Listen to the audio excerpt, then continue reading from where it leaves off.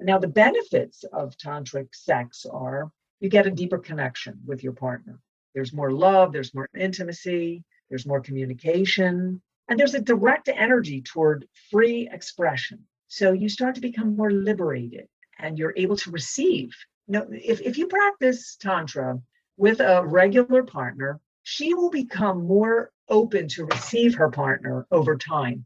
Because generally, no matter how long a woman is involved with a man, she doesn't really receive him because there's always that boundary. There's always that fear or things that creep up from her past, because we're never really going to trust anyone, no matter how married you are to them. But if you do this work, you can see that you will go beyond. You will go beyond that. If I say Tantra and love, how do those two ideas fit together for you?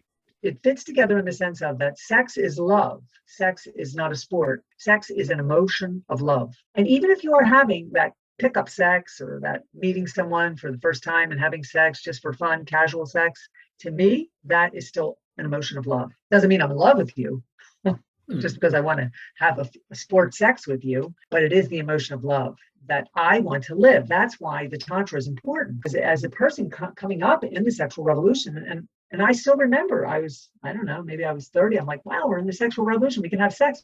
We don't have to be married. Probably that's why I didn't get married. There's still time. Yes, there is still time. There is. And, I just thought that hey, we can have sex, but now it's the sport and love together. So sex is an emotion of love, but it doesn't mean you're in love. But people won't admit that it is an emotion of love, even if it is just a pickup. You're just expressing your love that night to someone that you just picked up, because you need that emotion to come out and live. But then they go back into the shame and the hiding, because it was like, oh, I just picked him up, and oh my God, you have to go hide it now because it was taboo that you did that. But if people were to have, and what I teach people is how to have healthy sexual casual relationships with communication. If you're going to be with someone, you're not going to be with them forever. Maybe there's a lot of differences that you have, but you're attracted to each other.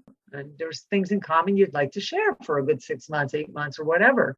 You can have that be a healthy sexual relationship with the communication, so that you can experience and live your love, because we have to practice the love in order to get to the big love. You see what I mean?